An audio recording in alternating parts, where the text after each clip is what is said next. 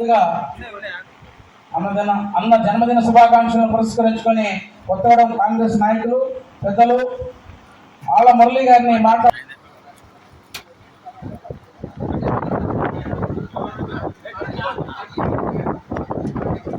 సరే ఈరోజు